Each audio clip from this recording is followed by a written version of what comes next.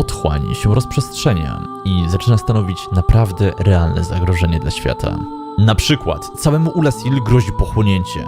A to wszystko za sprawą mrocznej, starożytnej bestii Manusa. Nic więc dziwnego, że po dotarciu tych przerażających wieści do Gwynna, władca nakazał jednemu ze swoich 4 najbardziej zaufanych rycerzy wyruszenie do źródła zła i jego powstrzymanie, co samo w sobie już może z uwagi na samą skalę tego brzmieć po prostu nierealnie. Ale to nie wszystko, bo nakazał mu również uratowanie księżniczki Dusk, która została pochwycona właśnie przez wspomnianego Manusa. Rycerzem, któremu została powierzona ta niebezpieczna misja, był oczywiście sam Artorias. Z kolei Gwyn też nie pozostawał bezczynny, dlatego że poświęcił swą duszę, aby rozpalić pierwszy płomień i podtrzymać trwającą jeszcze epokę ognia. But Princess Dusk is here no longer, snatched away by that horrifying primeval human. And so I must ask, couldst thou once more play the savior? An abyss was begat of the ancient beast, and threatens to swallow the whole of Ulasil. Knight Artorias came to stop this, but such a hero has nary a murmur of dark. Without doubt he will be swallowed by the abyss, overcome by its utter blackness. Indeed, the abyss may be unstoppable. Still, I have faith that Princess Dusk may be rescued yet. Żeby zrozumieć, dlaczego wybór padł właśnie akurat na Artoriasa, musimy przenieść się do jeszcze wcześniejszych wydarzeń. Wydarzeń związanych z poświęceniem całego miasta Nowego Londo. I co za tym idzie, wszystkich ludzkich istnień. W tym wypadku celem również było powstrzymanie otchłani. Upadek Nowego Londo rozpoczął się najprawdopodobniej z uwagi na manipulację węża Kafa. Jak wiemy, węże są generalnie dobrymi manipulatorami wykorzystującymi chociażby wybranego nieumarłego. I to się tyczy nie tylko Kafa, ale również i Frampta. Wykorzystują oni po prostu wybranego nieumarłego w realizacji swoich wizji świata. 4 królowie zostali ostatecznie pochłonięci przez mrok, a rycerze Nowego Londo, którzy niegdyś stali na straży porządku w mieście i bezpieczeństwa obywateli, zostali spaczeni mrokiem i stali się mrocznymi upiorami, które wędrowały od teraz po Nowym Londo, wysysając z ludzi człowieczeństwo, które następnie poświęcali w otchłani w myśl idei węża Kafa. Stąd też otchłań jest przepełniona duchami człowieczeństwa, chociażby przed właśnie Manusem. Tego wszystkiego dowodzi kilka opisów przedmiotów, m.in. klucza do pieczęci Nowego Londo, w którym możemy przeczytać, że jest to klucz do śluzy Nowego Londo, za którą zamknięto opętanych mrokiem 4 królów. Pieczętujący zalali Nowe Londo, by wygnać mroczne upiory i 4 królów. Tę straszliwą decyzję podjęto wiedząc, że zginie mnóstwo ludzi, a kwitnące miasto zostanie zniszczone. Teraz duchy ofiar nawiedzają ruiny. O czym oczywiście możemy się przekonać na własnej skórze. Oraz mroczna dłoń, z której możemy dowiedzieć się, że upiory służące Kafemu wykorzystują swą moc do pochłaniania człowieczeństwa pokonanych przeciwników, a ta broń, służąca także jako tarcza, tylko im w tym pomaga.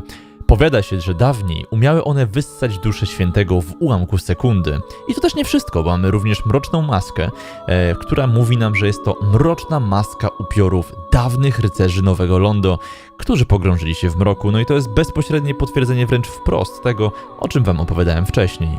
Niektórzy mówią, że kościana maska starożytnego mrocznego upiora jest częściowo połączona z ciałem na jego twarzy. Z kolei cel, jaki przyświecał zatopieniu miasta, wyczytamy też w opisie cynowego katalizatora wygnania, z którego dowiemy się, że jest to katalizator magów, którzy zatopili Nowe Londo, aby zatrzymać pochód upiorów oraz królów pochłoniętych przez ciemność. I oczywiście to właśnie Artorias walczył z tymi mrocznymi upiorami, a za swoją odwagę i zasługi został nagrodzony w Anor Londo srebrnym naszyjnikiem, na którym został również wygrawerowany jego herb rodowy. Sam naszyjnik też mógł mu pomóc w przyszłości, w kolejnym starciu z otchłanią. Srebrny naszyjnik z wygrawerowanym herbem Artoriasa. Jeden ze starożytnych skarbów Anor Londo, podarowany Artoriasowi za zmierzenie się z otchłanią. Skutecznie odbija mrok otchłani, zwłaszcza w jego magicznej formie. Po tych wydarzeniach Artorias zdecydował się na zawarcie bardzo tajemniczego przymierza, które przepełniło jego miecz mrokiem i w opisie pierścienia, który nazywa się Przymierze Artoriasa, możemy przeczytać, że ten pierścień jest symbolem paktu, jaki Artorias zawarł z mieszkańcami otchłani.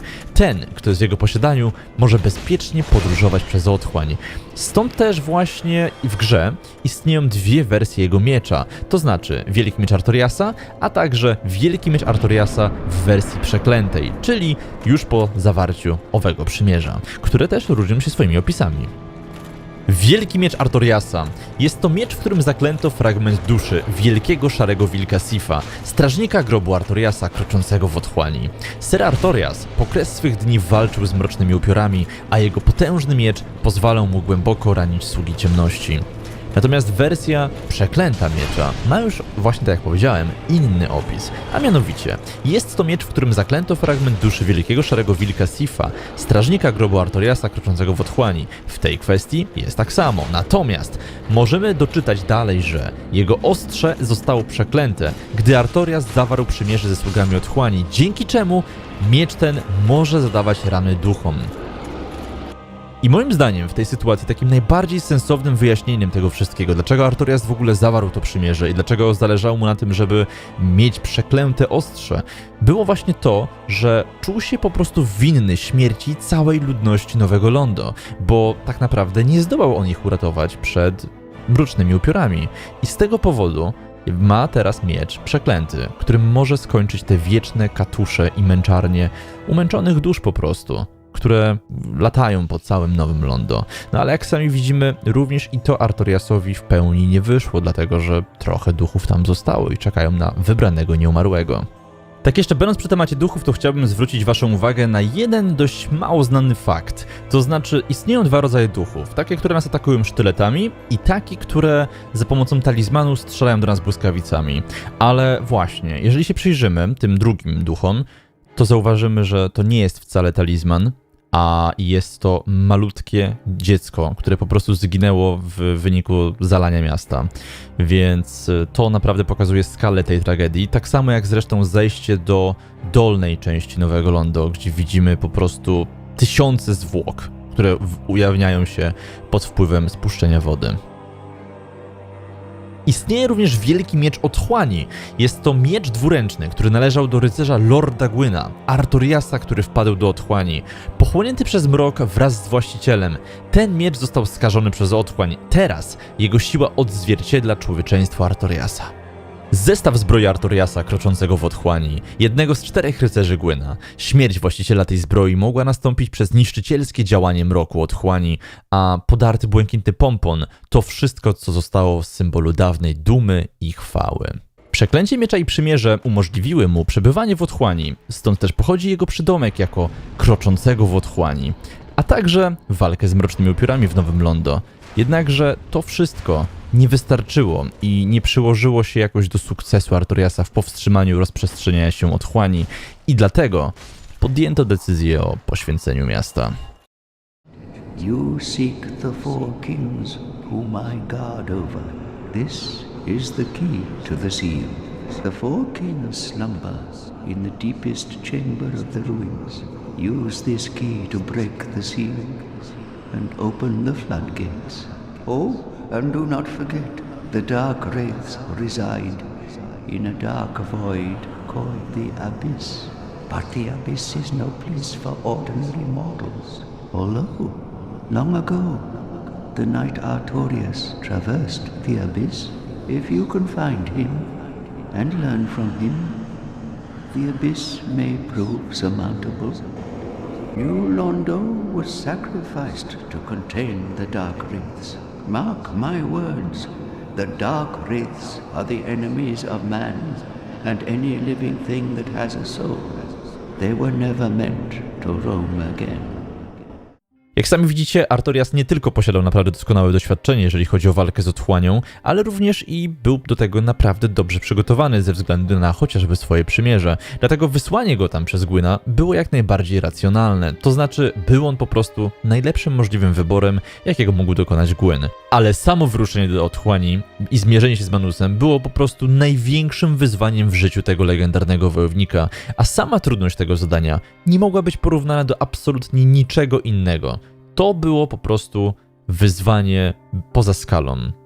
Artorias wyruszył do otchłani wraz ze swoim towarzyszem, wilkiem Sifem, lecz mimo swojego doświadczenia, świetnego uzbrojenia Po prostu zadanie postawione przez Gwyna przerosło nawet i Artoriasa.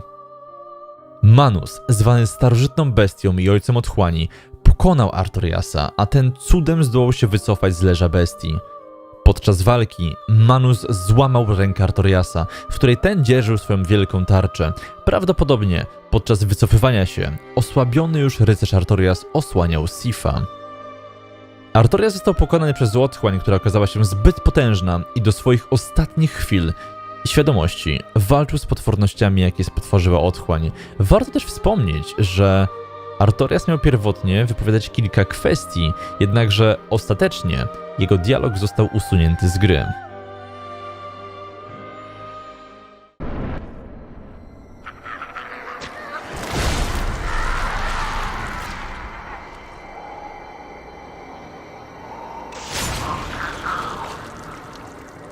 Whatever thou art, stay away. Soon, I will be consumed by them, by the dark.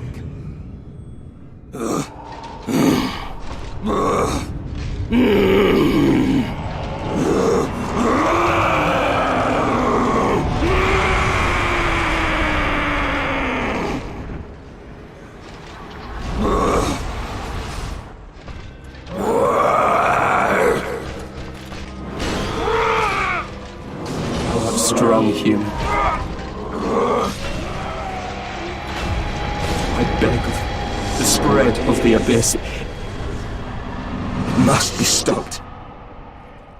Ah, Sif, there you are.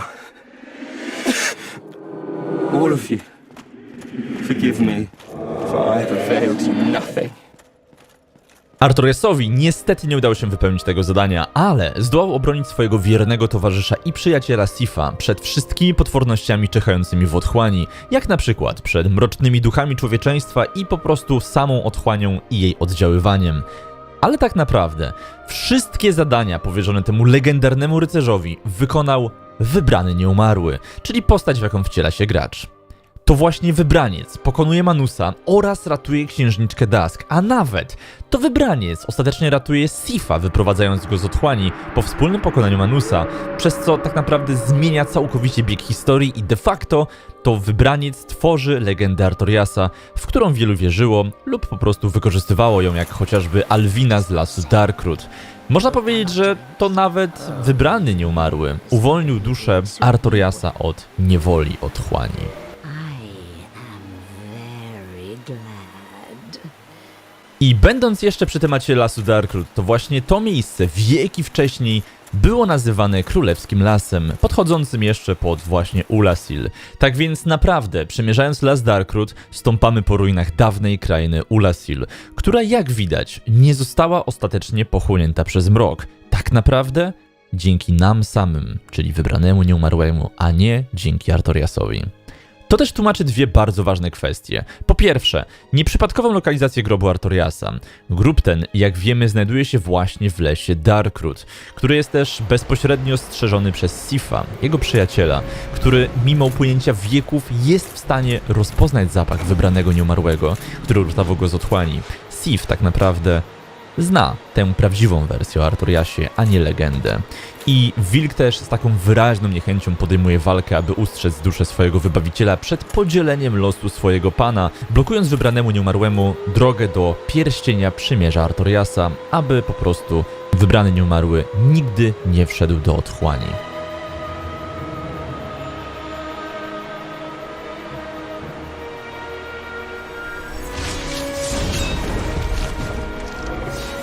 To istotne miejsce jest chronione nie tylko przez Sifa, ale i przez Alwinę, która stara się zbyć każdego poszukiwacza Artoriasa, mówiąc o nieprawdziwej legendzie. Is it not so that thou art new? Thou fared well to find me, but comest thee not for the grave of Sir Artorias? My advice true. Forget this. The legend of Artorias art none but a fabrication. Traversing the dark. 'Tis but a fairy tale. Have thine own respect. Go not yonder knocking for nothing, I say. I see. A result most heathenish and gross. Then there is nothing more to say about this tedious reckoning. Begone from here, pernicious caitiff. Na dodatek, to właśnie Alwina utworzyła specjalne przymierze obrońców lasu, aby uniemożliwić ciekawskim naruszenie spokoju Artoriasa oraz ukrócić wszelkie próby kontaktów z otchłanią. Jak widać, całkiem sensownie, gdyż legenda Artoriasa inspirowała wielu śmiałków. Świetnym tego przykładem jest w ogóle historia stróżów otchłani, których duchowym mentorem był właśnie Artorias. Nawet przybrali oni podobny styl walki do niego, lecz mimo utworzenia całego legionu do zwalczania otchłani i jej nadzorowania, i tak zostali ostatecznie przez nią złamani i skończyli walcząc między sobą. Natomiast Alwina swoim zachowaniem chroniła także w ten sposób Sifa i jak widzimy, nikt Sifa po prostu nie skrzywdził. Ale dlaczego to akurat Alwina ma tutaj jakikolwiek związek z Artoriasem i Sifem? Otóż z opisu pierścienia Przymierza Kotów dowiadujemy się, że jest to pierścień noszonych przez członków Przymierza Leśnych Łowców. To się zgadza. Jest wyrazem wierności wobec Alwiny, mówiący ludzkim głosem kot Alwina pamięta jeszcze początki Wieku Ognia. Niegdyś był on towarzyszem Artoriasa i wielkiego wilka Sifa. Działanie Alwiny jest więc przysługą dla jej dawnego przyjaciela Artoriasa i Sifa, którego to Alwina pomogła przecież uratować z otchłani wybranemu nieumarłemu. Tak, to właśnie ona prowadziła wybranego nieumarłego z odległych czasów po otchłani, kierując go do miejsca, w którym znajdował się Sif, chroniony mocą tarczy Artoriasa.